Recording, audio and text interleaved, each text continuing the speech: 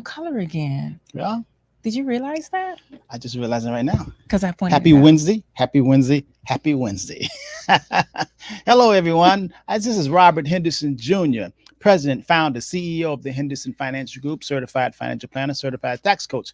Joining me here is my wonderful, talented, beautiful daughter, Hyacinth Renee Henderson, who also is co-chairman, Co-CEO. co-CEO, whatever you want to be. You know, y'all get me with these titles. Co-CEO. Do you want me to stop this and start this over? Because what? Tell the people all what you are, because you continually to evolve. In 2024, can you not say my middle name anymore? Oh, wow, you ashamed of it? I guess now the whole wide world knows it. Right. I like that name. Okay. Hi. Happy Wednesday. You're tuned in, tapped in to Transitions, Life, Lessons, and Legacy. I am Hyacinth Henderson, co-CEO of the Henderson Financial Group. We are a full-service financial planning and investment advisory firm located in sunny South Florida, and the sun is actually out today. Yes, Miami Lakes. Yeah. You gotta look. It's not too humid either.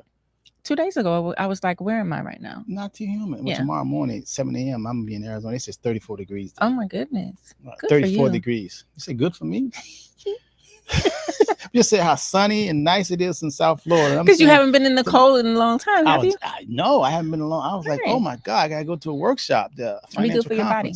Yeah, good for your 34 degrees. Yeah. Oh my God! Break out all your coats. Oh, so, the name of our firm, for those of you who may be new here, is the Henderson Financial Group. We are a full-service financial planning and investment advisory firm located in beautiful Miami Lakes. We've been around for over 30 years. I've been with the firm for over 21 years. This is my dad, and on Wednesdays, the name of the show is Transitions: Life, Lessons, and Legacy. Now, tell me, and tell the audience. I already know. Why did you name Wednesday's show Transitions? Just came to me. Okay, a little bit more than that, because the Saturday show is called Understanding Money, and we talk about on Saturdays we talk about understanding money. We talk about investment strategies, products, just taxes, real estate, all of that kind of stuff. But on Wednesday you came up with Transitions. Why did you call Wednesdays Transitions? Let's go into this. People who are just joining us and for the first time, why is Wednesday called Transition? So, is it not an acceptable explanation to say that's how I was feeling? Okay, so Transitions, the show is titled Transitions because we talk more about the changing aspects of life that you need to encounter, that we've encountered, transitioning from one stage to the next, transitioning from one evolution of yourself to the next, just change. So we talk about mindset, metaphysics, spirituality, all the things that are the unseen inner work that is required in order for you to see things in the physical world. And that's why today I was going to talk about being born again, but you said we could do it. But committed. Well, let's talk about being born again. No. It's just a title that can change it. As you were saying that, I was saying, wow, that's being born again. Transition. Yeah, I think we should go with that. That's next. Will I be in town next Wednesday? You'll be in town next Wednesday? Yes. Okay, let's do next Wednesday. I've decided that I'm going to be in town the power of being for the rest born of again. January, because I'm a little sick of getting on an airplane. Yeah. I was supposed to go to a conference last week. I didn't go, and people telling me it took them 24 hours to get back home. Oh, good thing you didn't go. That's the one I told you don't go to. All right. So today we're talking about the power of commitment, right?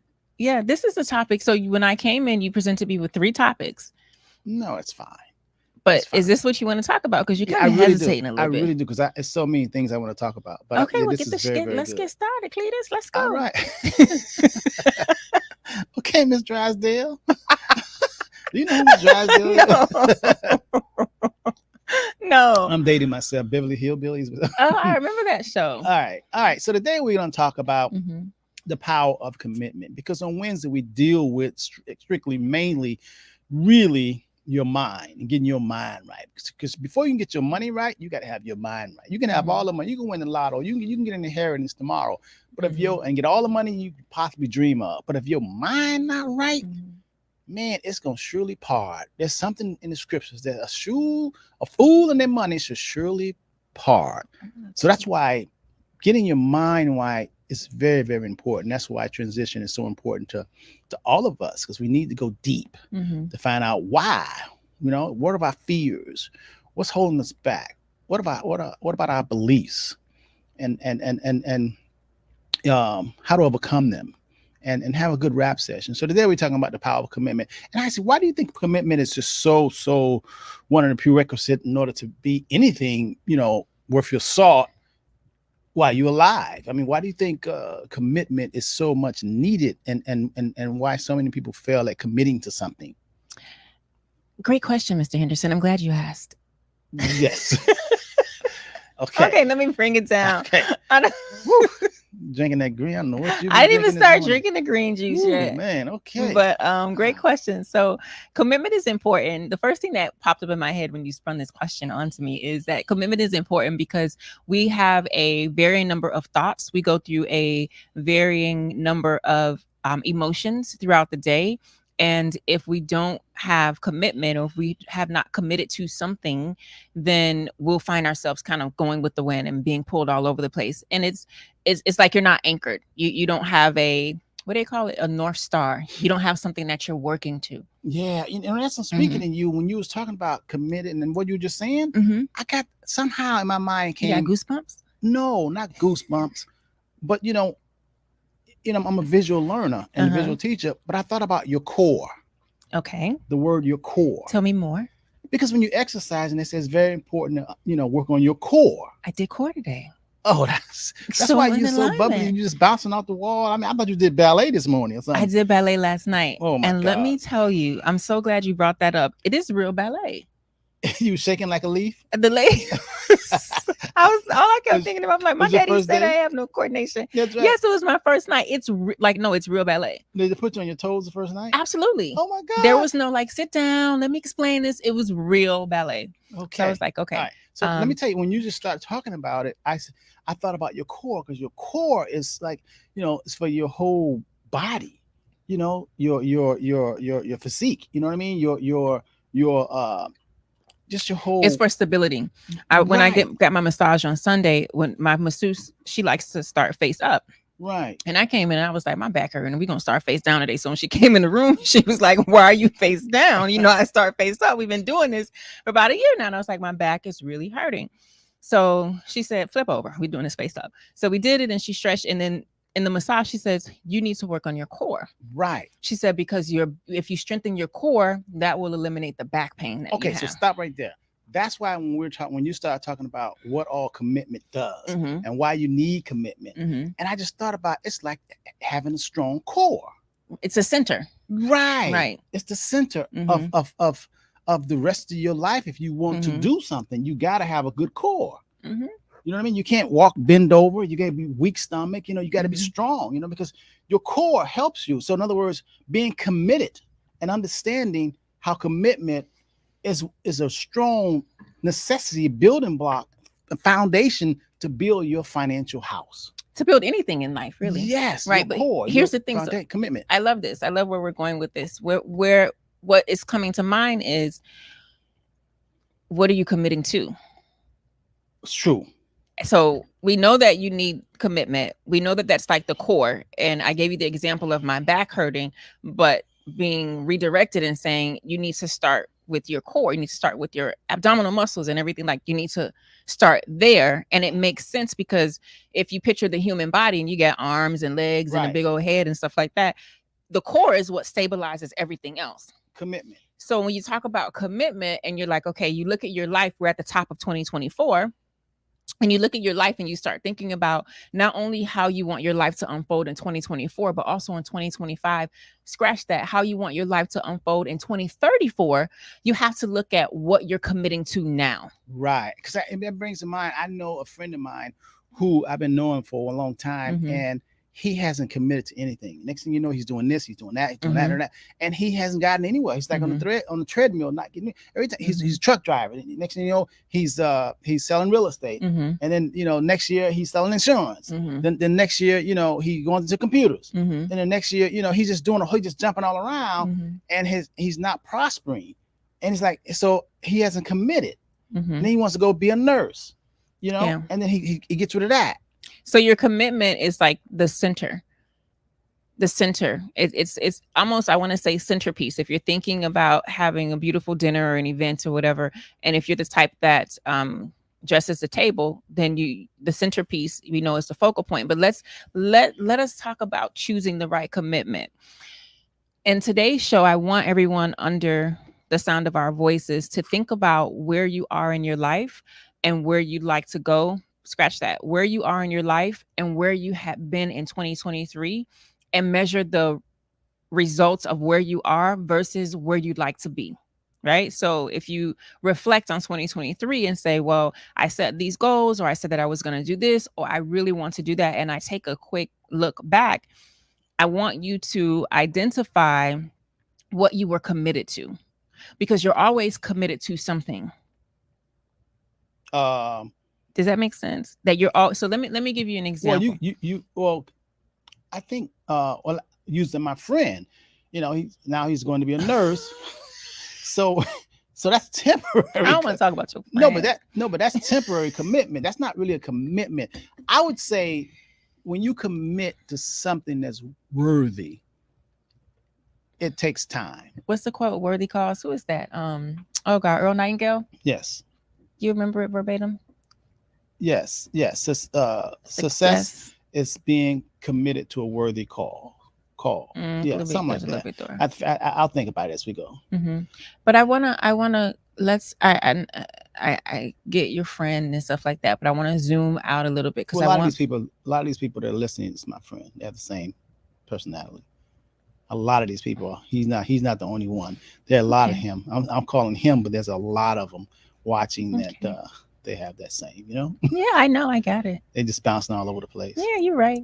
So when you say commitment, when you say committing, okay, like my friend, he has a lack of commitment. When you say that, he has a lack of commitment, and that's why he's an everything man. I think that people are committed regardless of if they have identified what they are committed to. It's almost like when we say in metaphysics and the law of attraction, and when we start talking about setting intention and manifestation, that's the word that I'm looking for. Okay. You are manifesting your desires even if you don't outwardly verbally speak them. Mr. Henderson, today, what is going on today? You reading and you... No, I was reading Janelli. Jelani. She hadn't seen us in a while. So we hadn't seen us in a while. Hey, Jelani. Jay. Hey, Jay. Okay. Good to know you watching us. Okay, go ahead. Come on, seconds. People are committing even if they don't identify that they're making a commitment. Okay. Do you want to explore that? Because I know that everyone is your friend and we keep referencing friends. However, what I would like to do on today's episode of Transitions is I want to give the audience something for them to sink teeth into and then explore as it relates to their life. And so I want to start unpacking this from the level of, even if you have not identified a desire, something that you desire to commit to, you are committing either way it goes. Can we start there? Do you agree? Do you disagree? What do you think about that? Okay, so so it's a thin line with choices, because last week we talked about choices. Correct. Starting the new year, getting and taking control of your choices. Mm-hmm. And we said that whether you choose or not, whether you consciously make a choice, mm-hmm. you really are still making a choice, whether you know it or not. Whether you're making a choice to get up and go to work, and you're always choosing. You're always choosing, because if you don't go to work, you chose not to go to work, even though you didn't say you're not going, you didn't go. It's like somebody saying, "I'm going to marry you. I know we've been together for 15 years. I'm going to marry you." I ain't married yet. But you can say I'm going to marry you, but your actions speak louder than your words. Right. You've already answered. It's been 15 years. Correct. You ain't married me. Right. So now that's what we talk about choices. Now, my definition of commitment is when you locked and loaded. And I'm saying a lot of people are not locked and loaded. I get it. I understand your position. I believe that people are committed to their mediocrity and they don't even realize it, because they haven't taken the moment, the intentional action of taking a step and saying, hey, what am I doing? How does this look? Here's a case in point, an example.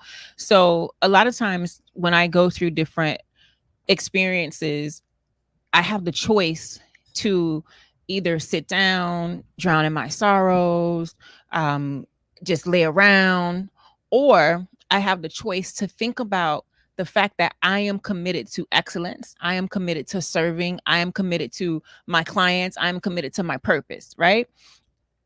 On the flip side of that, there are people who make the choice not to go forward or to do the things that they should be doing when they don't feel like doing it, because they may not consciously realize that they are committed to just existing. Like, all I have to do is, long as I ain't dead, I'm good. So I don't want to spend too much time on that, but I do want to put that on the table for those of you who are in the audience. You may chew around with that a little bit. I believe that you're committing to something. You just need to choose what you're committing to. When you intentionally choose what you're committing to, here's another great example. Yesterday, I was in a gym running sprints on the treadmill. I love running. It's my first love of exercise. Prefer to run outdoors. However, anytime I run on the treadmill, I go through every single emotion. First, dreading it, to happy, excited, to almost in tears, to sometimes really being in tears. And that is because I run sprints. And when I commit to, okay, when it gets to the 9-minute mark, I'm going to take this speed up to 8.5 and I'm going to do this for 45 seconds. Once I make that commitment, even when my mind is telling me to stop, I keep going. Right. So as I keep going and I push through, because I have committed to running a sprint interval for that period of time, every emotion comes up. And I think about that as it relates to life, right? When you make a commitment to something, like when I'm like doing like 3.5 or just coasting, I'm like, all right, a sprint coming up. It sounds good. I'm like, yeah, I can sprint. I can 45-second sprint. It ain't nothing, right? Let's take this off the treadmill. When you commit to something, whether it's a person, a job, whatever it is, you commit to something. So you stick to it. When you make that commitment, you good. Yeah, you stick to it. But when you actually start to do it, that's when you're going to experience every emotion. And what you going to do, boo? Right. And so I think that that's why a lot of times people have problems staying committed, because just like me, when I'm on the treadmill and I start running, I'm like, oh, shoot. And it's like, but it's you versus you. If you stop now, where else are you going to stop in other areas of your life? Right. People do that in other areas of their life and they wonder why they're on this hamster wheel. Well, you said you wanted to do something, but you weren't committed to the excellence of the outcome. So when you started feeling the emotion, like I said, I go through every emotion. When you started feeling the emotions, you quit. Right. You shut down. No, I mean, you're spot on, because I hated running, and Linda challenged me to run a half a marathon. And then I went through, that's 13 miles. I never ran. And all those emotions you go through, come to Jesus and why am I doing this? And I'm going to stop and all that. But then if you say, I got to go, I have to finish this, then you do that. But see, that's why I'm saying today, when we're talking about the power of commitment, a lot of people lack in that, because you give up too fast, or when you have that negative thought that says, give up, I'm tired. There are a lot of people that give up and tired, and a lot of people that have lack want everything quick and fast. Commitment requires long distance, not a sprint, but long distance, being able to see it through. You cannot give up on it so quickly. I mean, when you just make an example about the gym, you like to sprint. When I just thought about going to the gym, and I get on the big stepper, the real big stepper, and I put it on 10, and big stepper. And as soon as I get on that big stepper and I start sweating, after 2 minutes, I'm like, oh my God. And I've already committed to do minimum 20 minutes. So when 10 minutes come out, first of all, minutes seem like hours. So I'm listening, and my mind, I put on my my Apple, I put on my Audible, listen to stuff like that. And I look around, I say, okay, it's already 5 minutes went by. God, that was good. You know what I mean? I said, let's do this again. Then it's 10 minutes go by, and next thing I know, it's 15, it's 20 minutes go by. And then I say, okay, I hit the 20. Let me go ahead and burst through and go 25. And then I said, okay, let me do 30. And then after that, I'm sweating like a pig, and I get off that. Then I say, okay, boy, I'm ready. Oh, I felt good. Let me get on the elliptical. And then I go and do another at least 10 minutes before I go do something like. But all through that time, there's a battle. Do you do the stepper? Why do you choose the stepper as your cardio or machine of choice? Because it's the hardest thing in the gym. Okay. And you like the results when you do it?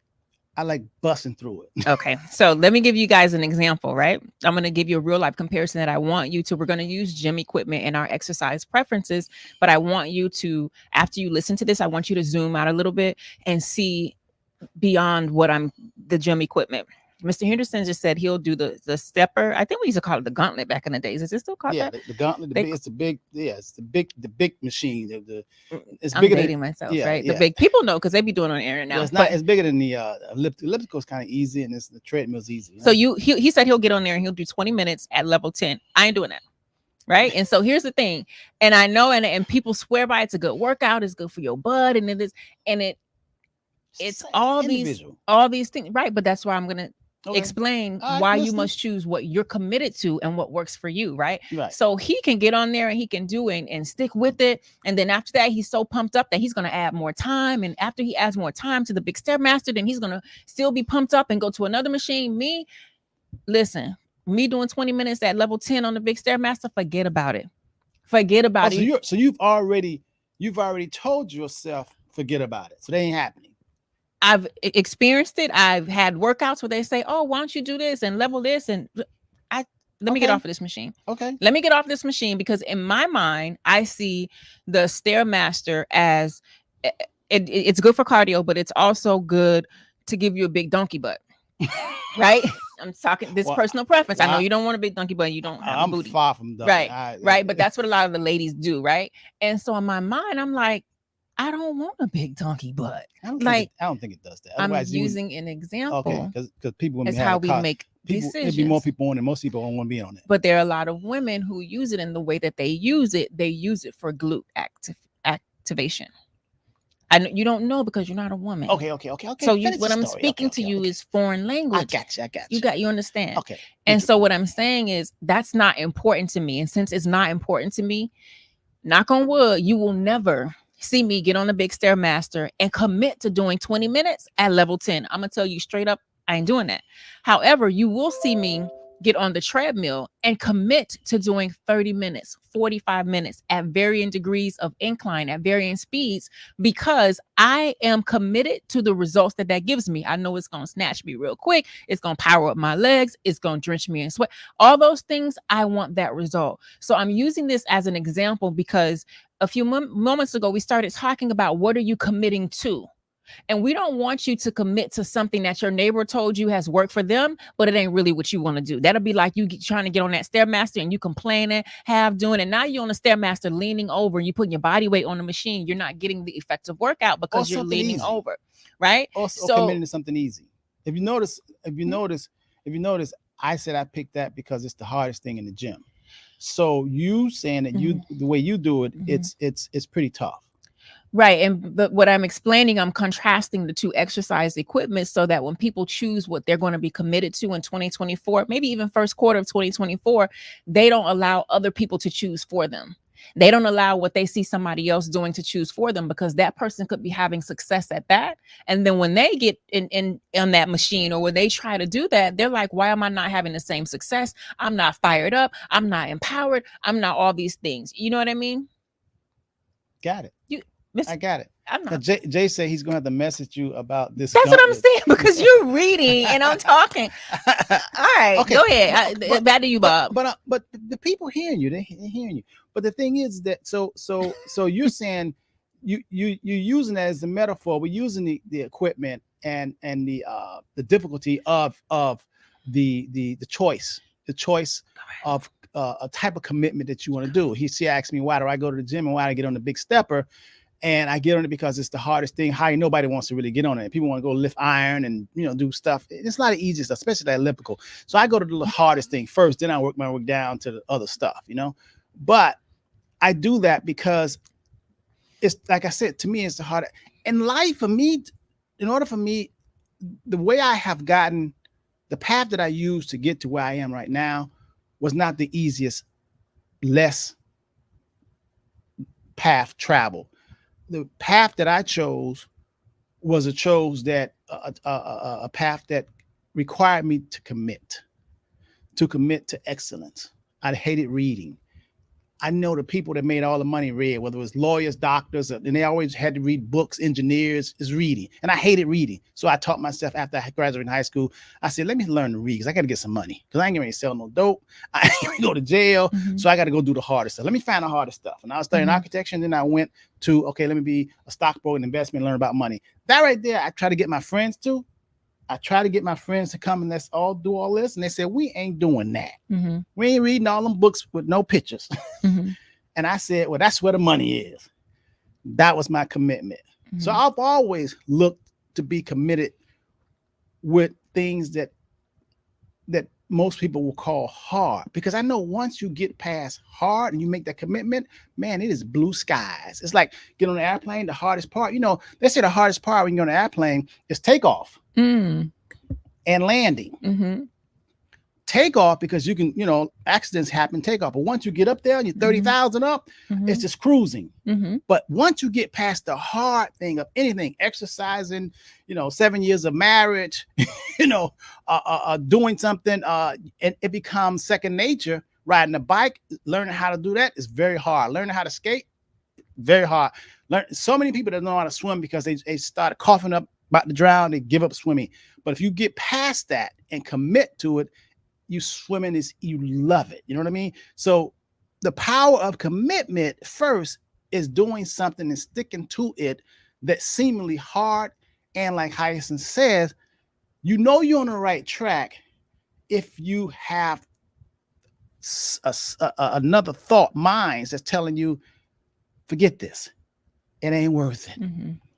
It's do something else. And a lot of people don't commit and they go to something else. Or like she said, your girlfriend telling you to commit to something that is not really you, right? Oh, yeah.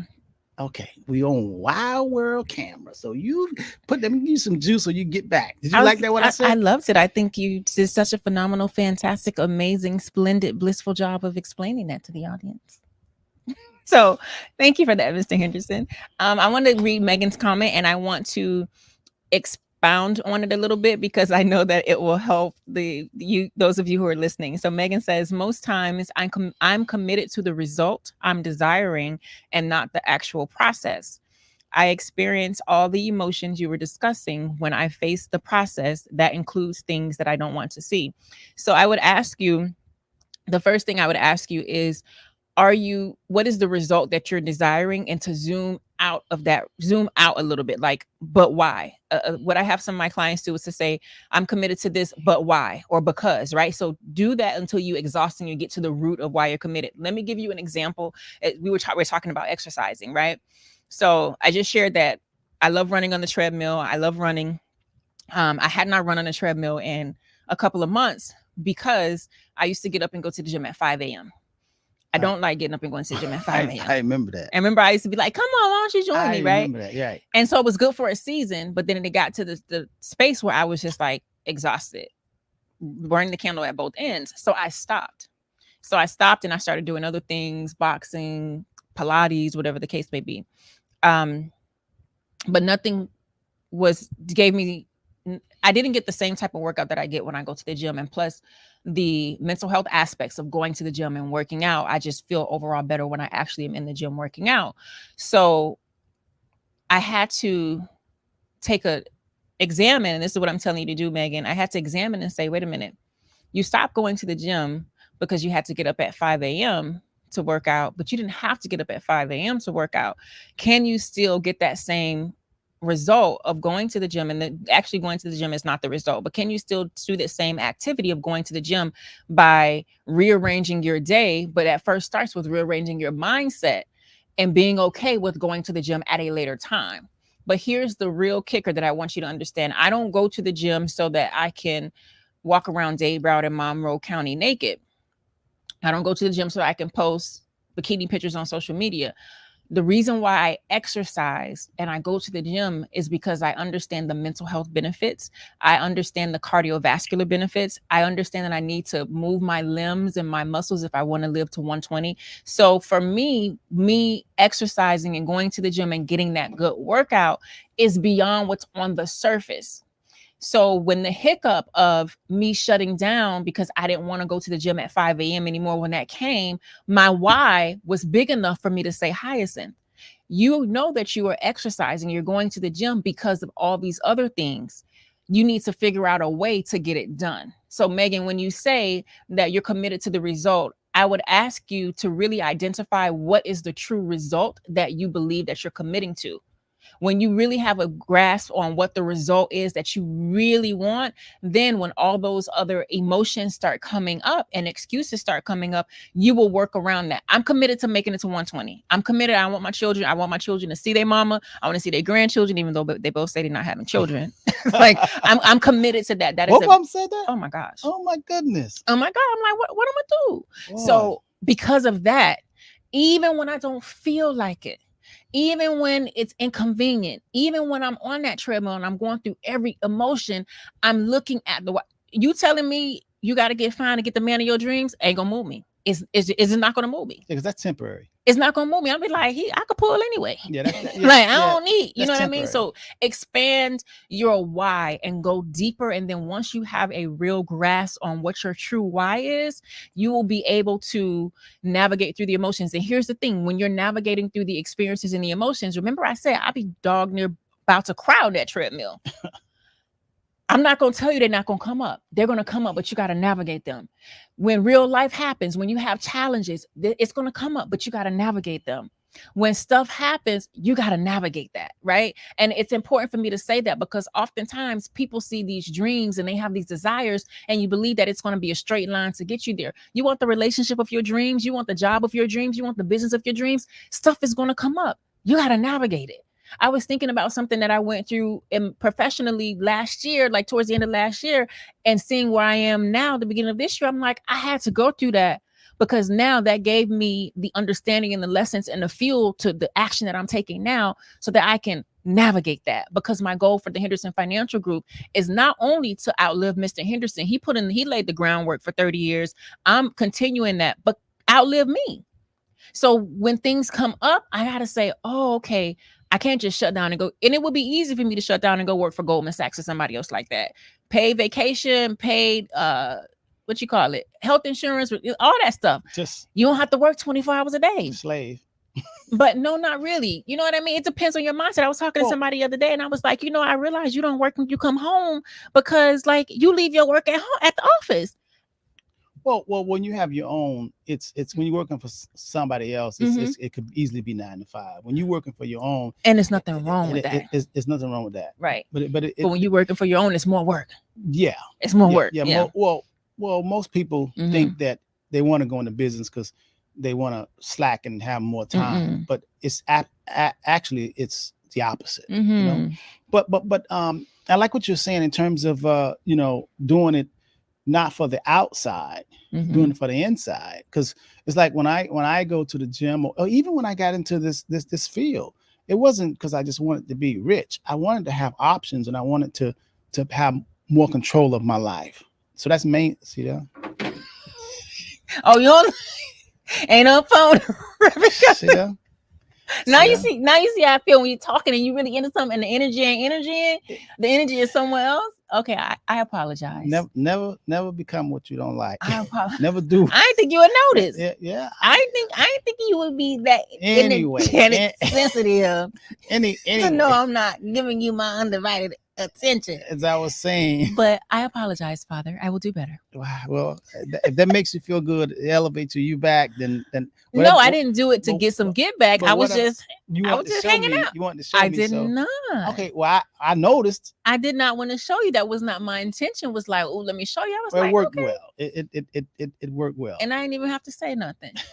Thank you. So as I was saying, my whole goal, reason why I got into doing something hard or doing something, because I knew that in the life that we live in, the people who are living their best life, I noticed that they committed. I mean, they committed. They was into it, man. They was whatever they was into. They was into it. You know, whether it's good and bad, but they was into it. You know what I mean? They were committed to doing that, and they became very, very good at it. Now, whether it's bad or whether you have to deal with that, the universe will take care of you. But in terms of economics and freedom, you can be successful, you can hit your goal. But my whole thing was the inner, not outer. So even going to the gym, as we're using this metaphor, is not the outer. I mean, I'm 65 years old. It's mainly for you ain't trying to pull. Health. No, I ain't trying to pull. I ain't trying to pull. I'm here and I'm home. I'm on a plane or whatever. But my main thing for exercise and it's the inner, it's the health. It's feeling good and being able to touch my toes. And being able to squat, or being able to go jogging or ride my bike for 30 miles. So it's the health part of it. When I say I'm going to be doing this for another 30 years, I'm telling the truth. So committing to something is very important. You'll find that. If you see a person, show me a person who's not successful. I'll show you a person who's not committed. Okay. Show me a person who's not prosperous the way they want to be prosperous. I'll show you someone who's not committed. Okay. There's no other way around it. You can talk results, because when you're committed, you will get results. Now, whatever you're doing, if you're committed, you will get results. It's impossible. It's a universal law. You're going to say? I love that you said that. You brought in the results point, because I feel like I heard some people saying, well, how do I know what to commit to? I love that you all are giving examples and you're painting these beautiful pictures and these visuals, but how do I know what to commit to? I don't know what to commit to. And so when you said results, I said, that's how you do it. Look at the results that you have gotten versus the results that you desire. And then that will identify where you need to change your commitment. Make sense? Yeah, because I just thought about something. I know a guy who you read my mind. I need you to know some new guys. You read my mind. This guy has been committed for 20 years, for a church. And the church has 10 people in it. And he's still committed to that church. And he goes every Sunday and he sets up and he's, the pastor of the church, and it's 10 people. And he's committed. Now, with that right there, let's talk about whether you committed in your giftedness. That's not his giftedness. Or if you chose to be committed in something that. So commitment is, so in other words, you could be committed in the wrong thing. In other words, you could be committed to a bad marriage. Just like the example I gave with the gauntlet, the Stairmaster. I can go in and be like, I'm doing 20 minutes at 10. And as soon as I get on there, 30 seconds in, I'm off. I committed to the wrong thing. So in other words, so yes, careful. You can commit it to the wrong partner. I believe that 100%. Or you could be committed. You chose wrong. Like this person was committed to being a drug dealer, but now he's doing life. He chose wrong. That's why last week's episode about choices was so very important. But he still was committed. He was committed. But you made a choice. He got committed to prison. He committed forever. Right. Forever. So in this thing we're talking about the power of commitment. Oh, but let's go deeper. See, that's you got put on your life jacket. Let's go deep. Let's get in there. Get in there. Yeah. So here's the thing. So using the example of the power of commitment, drug dealer, committed to being a drug dealer, or committed to having a storefront church for 20 years, and there's no whole lot of new members coming. You still got 10 members. I would say we need to drill down deeper into the why. Why are you committed to this? Well, the drug dealer committed because he feels that's the only way in his mind that he can make fast money. The guy who's a minister has only 10 members after 20 years. But let's unpack this, because I want to unpack this for the audience. So, because when you say that the drug dealer was committed to selling drugs, he was committed to money, to making money. That's why he was selling drugs. Right. That was the vehicle he felt that he could use in order to get money. You see why it's so important to identify your commitment?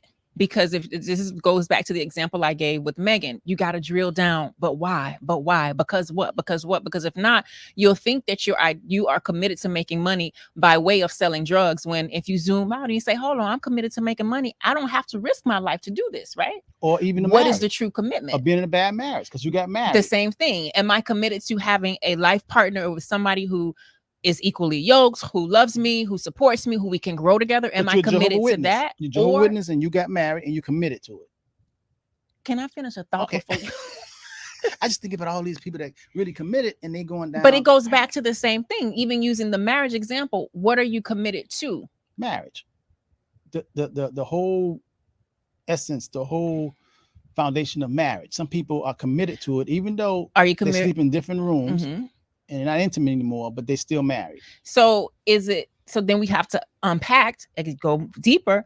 What is the essence of marriage? Because if you are committed to marriage and you and your partner are on completely ends of the spectrum where y'all not talking, but I'm married and I'm gonna stay married, do you understand what marriage is about? Or do you understand? Right. Because are you really committed to marriage, or are you committed to the ego and the show of, well, we still together? The foundation and the principles. The surface level, right? But when you go deeper, what are the principles of marriage? What do you believe the purpose of marriage is? What do you believe a marriage is for? Right. And if you study that and you sleeping in separate rooms and y'all ain't talking and y'all hiding behind each other back and it's ism and schism and all that, you're gonna have to take a step back and say, hold on, I'm not really committed to my marriage. I'm committed to this dysfunction. That goes back to where I said you're committed either way it goes. You're committed to this dysfunction. I thought I was committed to my marriage or marriage, so let me unpack this. So the guy that's a pastor. Mm-hmm. What's your why? 20, why you became a pastor? 20 years, 10 people. He's a doctorate, he's a PhD, and he's only 10 members, but he's committed to every Sunday, and he's saying, so here's the thing, he's not here to say, so let's imagine that he says the result, he's committed, but let's imagine, because we're going to explore, that's why it's so good to explore your why and drill down to it. Let's imagine that he's saying, I've had this church for 10 years and I haven't grown it past 10 people, 20 years, and it has 10 people, right? And I'm committed to. Are you committed to this church? No, I'm not committed to the church. I'm committed to sharing the gospel of the Lord. Oh, you're committed to sharing the gospel of the Lord? How often do you go out and evangelize to other people? How often do you get out of your church? How often are you actually in the cities, in the fields, in the hospitals, evangelizing to people? Or are you just opening up the church doors on Sunday at 7 a.m.? So when you break this down, it always requires you to ask more of yourself. What am I really committed to? Because you could be saying, somebody gave me this church. I told them I wasn't going to let it down and I'm committed to the church. Wait, hold on. That's not what you committed to. You committed to the people, because surely if you go out there and you evangelize and minister to the people, guess what? They're going to come find you. So your church wouldn't still have 10 people after 20 years. So you always have to ask yourself, really, what are you committed to? And it's never the first thing that comes to mind, because that's on the surface. You always got to do that exercise by going deeper. Like, okay, but why? But like, what's next? But what you got to go layers deep. If not, you will have a surface level commitment and you will be getting mediocre results and then wonder why. Well, I've been a pastor for 20 years and I ain't grown a congregation. Well, baby, because you still in the kiddie pool. Yes, I get that. And I agree with you. So in other words, what we're saying here is that you could be committed. The power of commitment is good because at least you're focused. You're focused and you're dedicated to whatever you committed to. Because drug dealer, he's that's what I am. But he don't know what he commit. So that it goes back to everybody under the sound of our voice today. If you leave here with one thing, I want you to identify, what are you truly committing to? What are you truly committing to? Because if you ask yourself that, baby, you're gonna have a journal full of pages. Like, what am I committed? The example of you thought you was committed to making money, but you weren't, because if you would have done the work, am I committed to making money? I don't have to sell drugs to make money, right? I could be like Mr. Henderson and read the books with no pictures and make a ton of money and keep my freedom. So really, what are you committed to?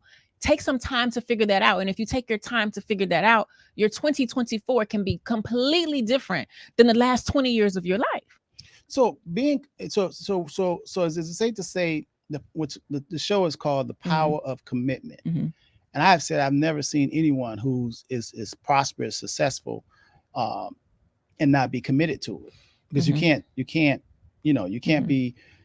be a lawyer and hand out your business card, and your business card has the law offices of so and so, plus you on the back of it have a catering company. And you also do lawn service, and you also have a car wash, and also you sell Mary Kay. You a jack of all trades, master of none. It's going to be hard to be committed, to one thing. And a lot of people do that because they're still surfacing. They really want money. Mm-hmm.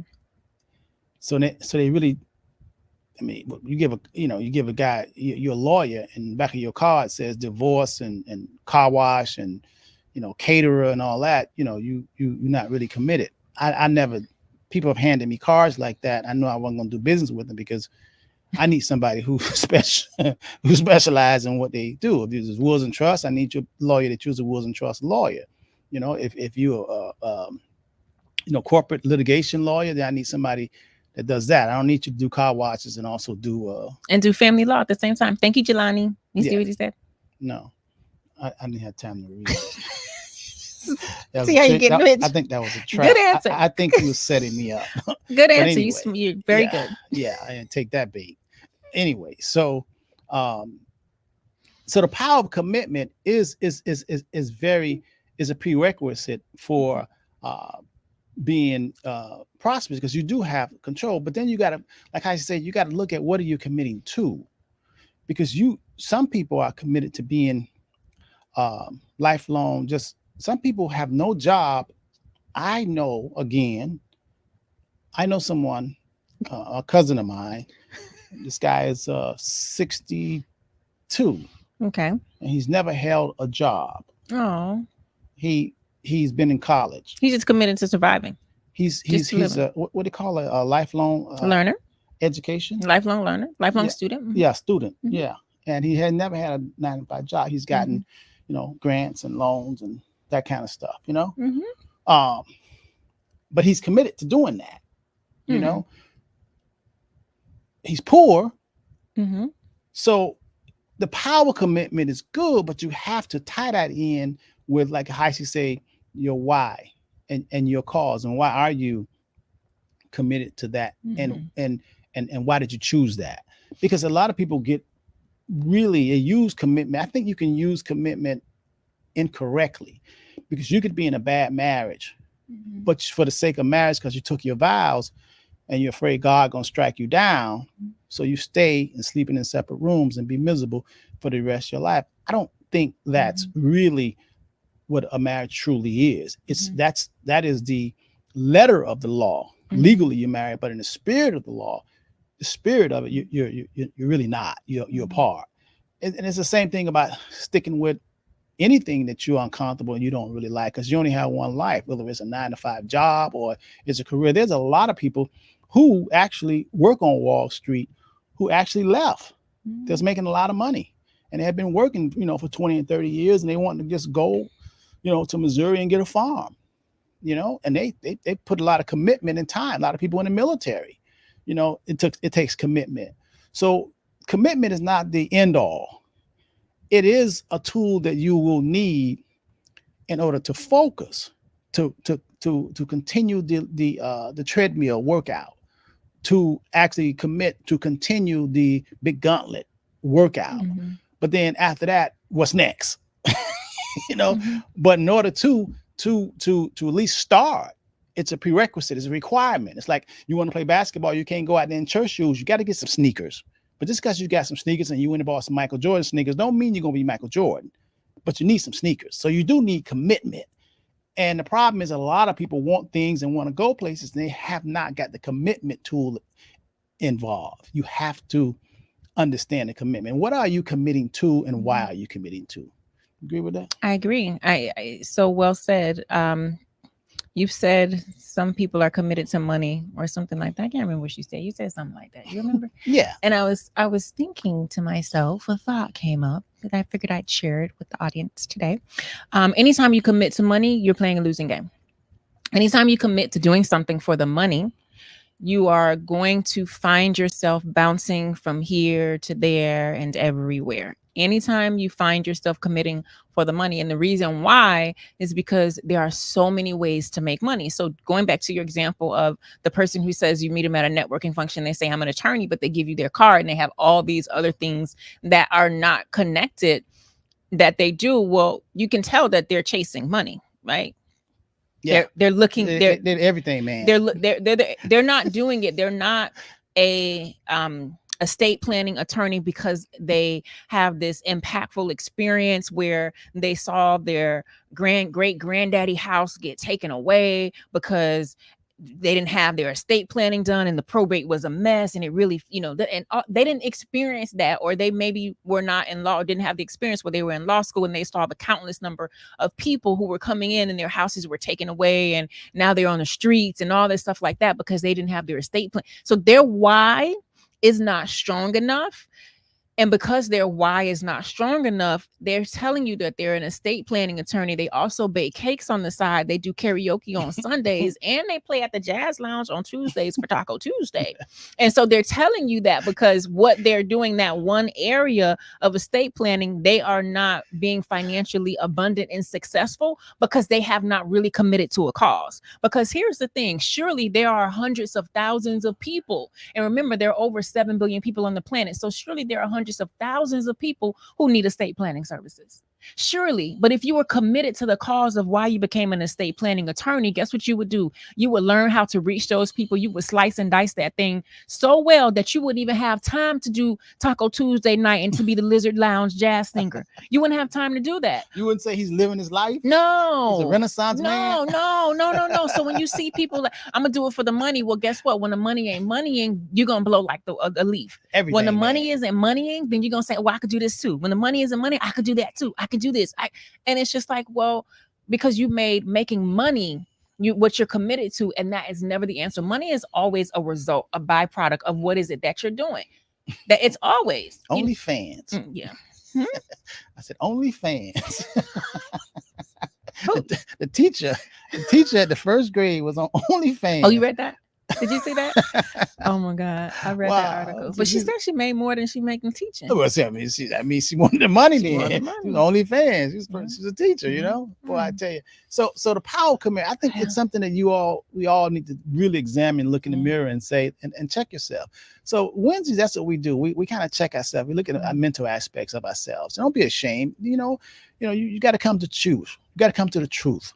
And the truth will set you free. Not until you come to the truth will you be free, really, because your consciousness will always tell you the truth. Man, you really doing it, or you ain't doing it, or did you do your best, or you were slacking, or you fooled them all. You know what I mean?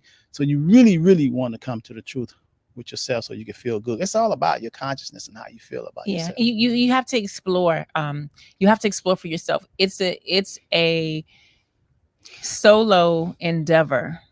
You figuring out and doing that inner work, that self-exploration, is a solo endeavor. No TV, no social media, no bestie, no babe, no. It's really a solo endeavor. That's why I encourage people to journal, because when you journal, you get to brain dump everything that you're thinking, everything that you desire, everything that you're feeling. You get to journal, to brain dump it, and have that kumbaya moment with yourself to connect with where you really are. Because here's the thing, most people are so numbed and diluted that they don't really connect with their inner voice. You're numbed and diluted by the TV, by the media, by the social media, by the food and all the poisons they put in the food, talking about it's healthy. You're numbed and diluted by alcohol, by drugs, by sex, by porn. You're numbed and diluted by so much that you don't take the time to really listen to your inner voice that is guiding you and leading you. So when I ask you to journal, and I'm asking you to do that a part of this exercise, when I ask you to journal and just brain dump, see what comes up, you will be surprised. But guess what?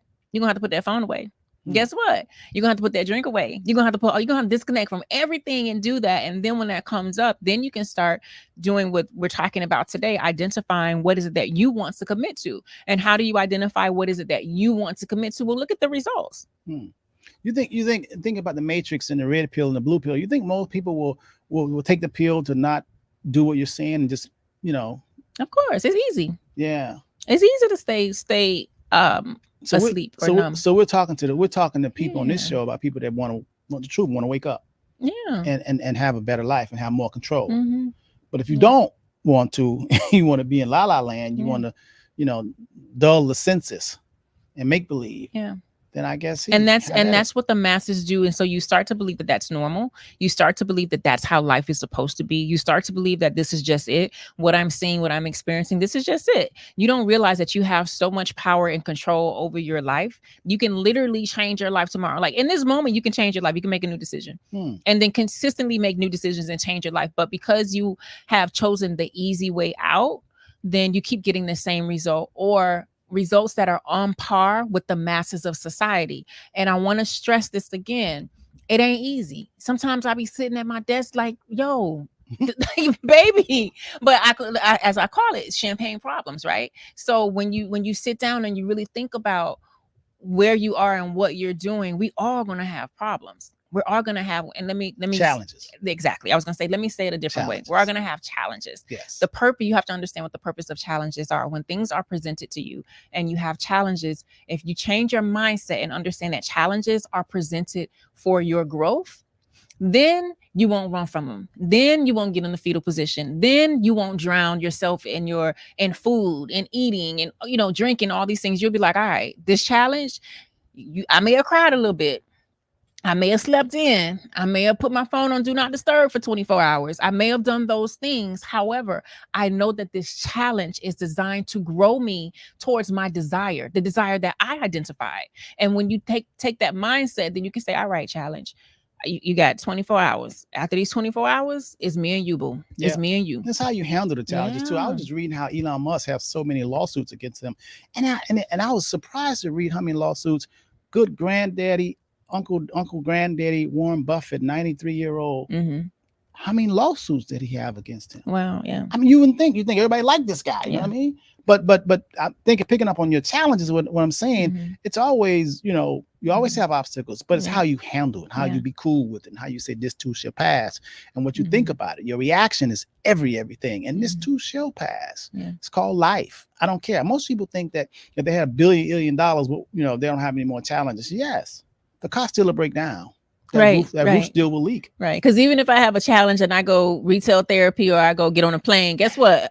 I still got to work through that challenge. You sure do. I still I can change my location. I can go do something that's going to temporarily, but at the end of the day, I still have to work through that challenge. You wake up in the morning and the washer and dryer don't work. What happened to the washer and dryer? Right. You're like, what? I'm rich. I got to get another one. Right. Thank God you have money to get it, but you're going to have it. It's stuff. Let me tell you, stuff not going to stop. So some people think that stuff not going to stop. It's going to happen. It's part of life, but how you handle it, that's the deal. And you want to be prepared. That's what, making a commitment is all about. All right, we got to go. Shania said Leo sounded smart as Pisces. You don't want to engage in this Leo war, all right? Because we the sun and the king of the jungle. Gotta be a Pisces. You don't even want to go there. Don't even get me started because I'm a proud Leo, sure and true. All right. Mindset is everything. Yes, mindset is everything. Journal brings up. I've been having DeLawrence journal every single day. Oh, that's so good for him. We have made amazing strides. That is so good. I'm so proud of DeLawrence. Man, he's been around the Henderson Financial Group for a long time. Yeah. He's really, really have grown. I've seen his growth. Yeah, I really have. And that's something when you feel good about when you're firm and you have clients you've had for a long time and you've just seen the transition. You've seen the mind shift. You've seen them grow. You've seen them stick to it. We all seen the challenges. But then he got past the challenges. Now he's just zenith, man. He's on his way. And I be telling him, like, challenge, what you talking about that for? That was last year. Well, we like, I see you don't play. I don't. DeLawrence, so proud of you, brother. Let's keep it moving. So proud of you. And there's more to come, All right. So I'm going to be out of town. Matter of fact, I'm not going to be doing the show this Saturday because I'm going to be in Arizona. You're not going to do your show this Saturday? It's 34 degrees. I'm going to be out. Yeah. Tomorrow morning, 7 a.m. flight out of here, I'm glad it's a direct flight and it's no. Oh, well, that's a blessing. Get on the plane and when you get off, you froze. That's right. No, come on, Heisha. Why you put that negative energy? It's not negative. You view it as negative, but it's a reality. You're going to be cold. I'm gonna have my scarf on. I'm gonna have my coat on. Right. I'm gonna have my gloves. You're gonna be styling and profiling and the stuff you ain't worn about 3 years. Amazing. I hope you all learned something today. Yes, I won't be here Saturday, but the following, we'll come back next Wednesday. Why don't we talk about being born again? Oh yeah. Now I'm going deep. Go deep, y'all. Deep. Bring your oxygen mask, okay? Bring your fins. Because how you say you want to go deep. I'm telling you, you pick the topic. And I'm just saying, I ain't gonna play on it. It ain't we ain't snorkeling. We scuba Being diving. born again. What is born again? We scuba diving. And we're not talking about going through your mother's womb for the second time. We're talking about the mental part of being born again. And you know the good thing about it is we all qualify. We all can be born again. You know, isn't that amazing? We're going to talk about that next Wednesday. So stay tuned. Don't miss it. Spread the news and also share this information because it's so very important. And we're talking about these things in the top of the hour, meaning January 2024. And this is such a good way to start off the mental transition in your mind and your thoughts, because you're going to need it to be equipped and be ready for this 2024. Y'all know what's going on in 2024, right? What's going on in 2024? Stuff, just more stuff. But hey, you're going to have your mind transitioning ready so you can jump the hoops and get through it and come out unscathed so we can get to 2025. I'm already looking at 2030. Wow. And it looks good, man. Right. So are you going to be there with me? I'm already looking at it. It looks pretty good. Don't worry about it. Don't be frightened. Don't let them scare you to doing something stupid. Okay. Just make the commitment and stay focused. I think we're going to have a party tomorrow. Tomorrow, Thursday. Yeah. Are you going to party when I'm out? Yeah, like the children going to play? No. No party here. I got cameras all over. Y'all slide through. Come through HFG. No, you don't. I have cameras all over. I'll be able to see. I'm teasing. No party. I got a lot of work to do. All right. We got to go. Yeah, we got to go. Until next time, y'all stay safe, stay sane. Peace. Peace.